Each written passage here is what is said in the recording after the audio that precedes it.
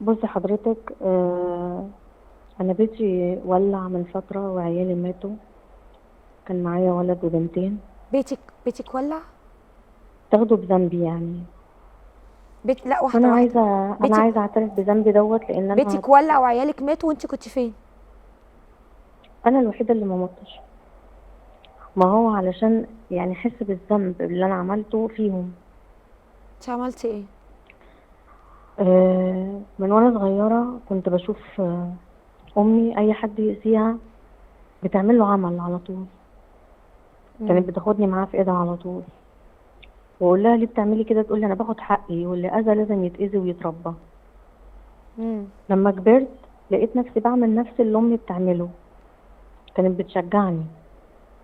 حتى جوزي كمان خاني، مع اني كنت بحبه جدا، مش مقصره معاه في اي حاجه خالص خالص. امم. وعرف ان انا عرفت ان هو خاني وقعد يعتذر لي، بس انا كنت حاسه ان ليا حق منه، لازم اخده منه. عملتي له ايه؟ رحت عملت له عمل. رحت الساحر.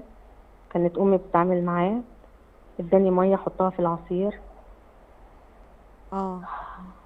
بعد ما قعدت اديله في العصير وكده، بعدها بشهرين جاله فشل كلوي لا ومات. حول ولا قوه الا بالله. بس ليه هو انت كنت تعرفي الميه دي ايه؟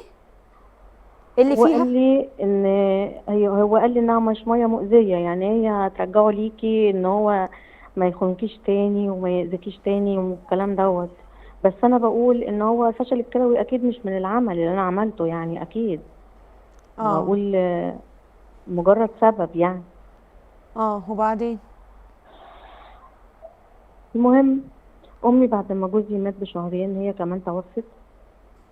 طبعا في العزا بتاعها والنعش مش عايز يطلع خالص، مش عايز يتحرك ابدا. كانوا نعش عمالين يشدوه امك؟ بالعافيه. ايوه، ما هي امي كانت بتعمل اعمال من وهي صغيره، يعني من وانا صغيره. يعني ايه مش عايز يتحرك؟ معلش وضحي لي. يعني تحسي من كتر ذنوبها اللي كانت بتعملها ومن كتر الاعمال اللي كانت بتعملها للناس، وخرب بيوت ناس كتير يعني قوي. مش لاقي حد يشيل امك؟ بصي، احنا عندنا في المناطق الشعبيه بنقول لك ايه، النعش بيجري، النعش بيجري، اه. ده اعماله اه. كانت كويسه وصالح وكده. النعش بتاع امي ما كانش بيتحرك خالص، يعني تحس انها حتى في الدفنه كمان. آه، في حاجه غريبه مش طبيعيه، حتى الناس اللي حوالينا كلها قعدوا يقولوا لي امك كانت بتعمل ايه، فطبعا ما قدرتش اتكلم ولا اقول لحد كانت بتعمل ايه. اه. لان انا اه. كانت عارفه انها خاربه بيوت ناس كتير من الاعمال اللي كانت بتعملها. يعني امك كانت اذيه مين؟ مين اللي انتقمت منه؟ بصي، اي حد كان بيضايقها حتى لو جاره لينا اه. كانت بتاذيها. امم. يعني اي حد اقرب الناس يضايقها تروح ليها تجري حتى تعمل له عمل؟ والدتها. حتى لو بصي اقرب الناس ليها عادي، كانت مفكره ان الاذيه ديت حاجه عاديه يعني. وبعدين؟ المهم، امم. آه دفنتي امك؟ دفنتها طبعا. لحد ايه ما في يوم كان حصل ماس كهربائي، وكان بسيط جدا، ما كانش يعني الماس اللي هو صعب قوي يعني. كان ماس بسيط جدا، ما كنتش متخيله يعني اللي يحصل كده. انت كنت فين؟ كنت في البيت؟ كنت في الشقه كنت في الشقه مع اولادي، بس ما كنتش متوقعه اللي هيحصل كده، لانه كان حاجه بسيطه خالص. اه. انا ما حصليش اي حاجه، بس انا كان نفسي يحصل لي معاهم اي امال حاجه. ولادك حصل لهم ازاي؟ الشقه ولعت ازاي يعني؟ الشقه ولعت، الماس الكهربائي ولع. وانا اغمى عليا، الناس خرجوني، على ما جم يخرجوا ولادي كانوا ولادي خلاص خالص. كان عندك ولاد قد ايه؟ كان عندي زين ومريم وامل. 3 ولاد؟ 3 ولاد. والتلاتة ماتوا؟ 3. لا حول ولا قوة إلا بالله العلي العظيم. لا حول ولا قوة إلا بالله. انت أذيتي مين تاني غير جوزك؟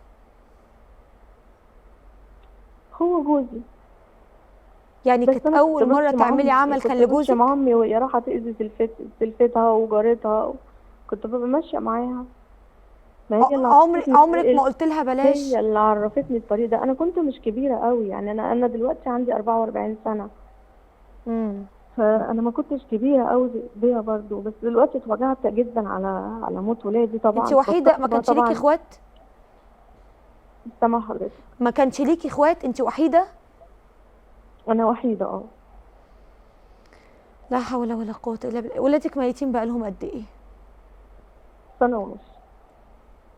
وبعد بقى ما ولادك توفوا ودفنتيهم والتلاته ماتوا في نعش واحد واتدفنوا اه مره واحده، وبقيتي في اه الدنيا لوحدك، ولا زوج ولا ام ولا ولاد؟ مش مبطله صلاه، تبت جدا جدا، مش مبطله صلاه، وبروح الجامع اصلي في الجامع. انت عايشه لوحدك دلوقتي؟ ايوه باخد معاش جوزي. لا حول ولا قوه الا بالله. يعني وبصلي انت في عارفه الجامع. ان ربنا ده عقاب ربنا ليكي عشان اللي انت ايوه عملتيه. ايوه ايوه انا عارفه. سالتي حد من المشايخ؟ روحتي لحد كلمتيه؟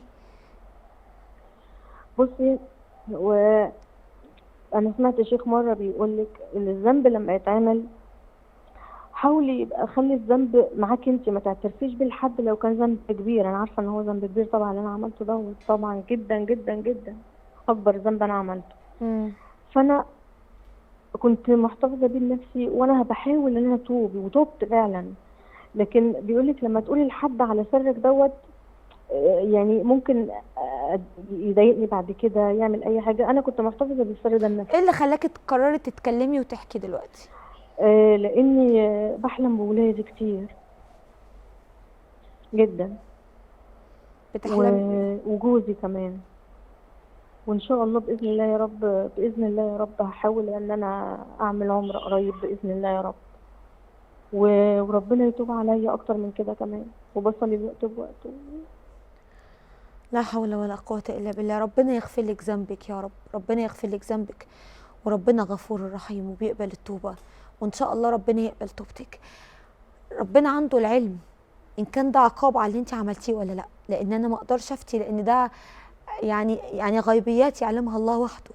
يا ترى أنت بتعاقبي فعلا على اللي أنت عملتيه ولا لأ؟ يعلم الله، ما حدش يعرف. لكن أنا مبسوطة إنك ربطتي اللي أنت عملتيه باللي حصل لك. أنا مبسوطة قوي إنك عارفة إنك أخطأتي. خلي بقى اللي ماشيين في طرق الشرك والسحر يسمعوا النهارده المكالمة دي. يعني أنا عمري ما كنت أتخيل إن أنا أسمع مكالمة زي دي في حياتي. اللي بتروح تعمل أعمال بقى لجارتها وسلفتها وحماتها، اسمعي، في ثانية الدنيا بتخلص.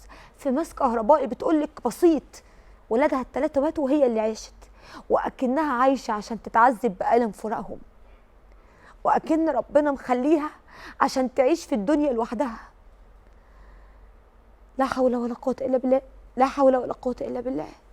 توبوا لربنا، وتوبوا وارجعوا لربنا. وأي حد ماشي في طريق الضلال وطريق السحر والأعمال والشرك بالله، توب وارجع لربنا قبل فوات الأوان. أنت مش قد العقاب، أنت مش قد العقاب.